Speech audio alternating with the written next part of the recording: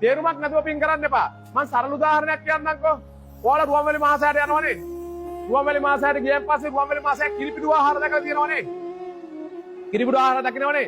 ඔය කිරිපිඩු ආහාර දවසට ට්‍රැක්ටර් ගානක් අයින් කරනවනේ අපි අම්මේ. ඒක දන්නවනේ ඔයාලා.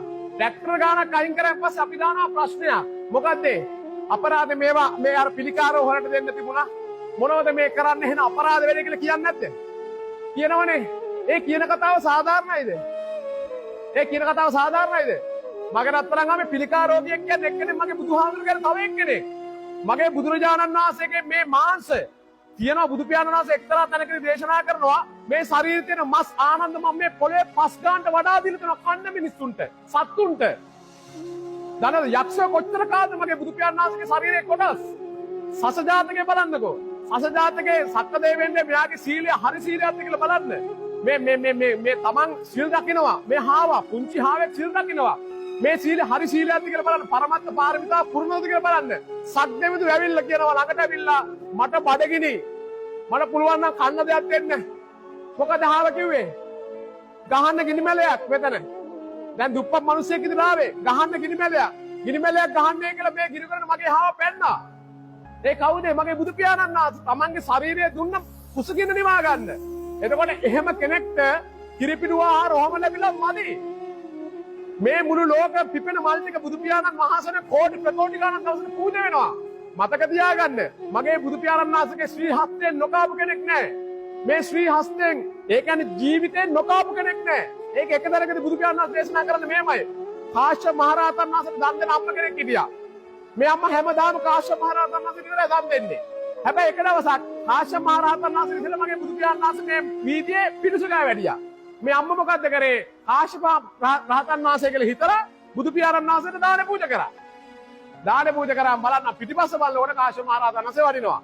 මේ අම්මා දුවලා ගිහිල්ලා නැවත බුදු පියාණන් වහන්සේට දීපු දාන කොටස නැවත ගත්තා. කාශ්‍යප මහ රහතන් වහන්සේට හිතා ගන්න බෑ වෙච්ච දේ. ධන ගහලා වැදලා සමාවෙන්නේ. දැන් පස්සේ තමයි බුදු පියාණන් වහන්සේත් එක්ක එකට හිටියේ නැත්නම් මොකද මේ දෙන්නම එක වගේ. දෙන්නම එක වගේ හින්දා බුදුහාමුදුරනේ දීපු දාන නැවත අම්ම ගත්තා. හැබැයි බුදුරජාණන් වහන්සේ තෙන්දී යම් දෙයක් දේශනා කරා. ඒ මොකද්ද කිව්වේ? ඒක අම්මට ගන්න කැපයි කාශ්‍යප. ඇයි මේ ශ්‍රී හස්තෙන් මේ අත් දෙකෙන් මේ සියලු ලෝක සියලු සත්ත්වෙන් මම කන්න දීලා තියෙනවා. හැබැයි මේ අම්මට දීලා නැහැ. මේ අම්මට දීලා නැහැ. ඒ නිසා මේ අම්මට ඒක ගන්න කැපයි. තේරුණානේ? ඒ වගේම තමයි මගේ රත්තරන් බුදු අම්මේ මගේ රත්තරන් බුදු අප්පච්චියේ මතක තියාගන්න. මේ ලෝකේ මගේ බුදු පියාණන් වහන්සේගේ මසස ප්‍රමාණය ඒ කියන්නේ මේ ඇස්වල පෙනීම සාමාන්‍ය පෙනීම දිවස නෙමෙයි මසස අපි වගේ පෙනීමක් තියෙනවනේ කොච්චර පෙනීමක්ද කියලා එක්තරා තැනක උපහරණයක් කියනවා උදාහරණයක් කියනවා අමාවක රැයක කියන්නේ මොකද්ද?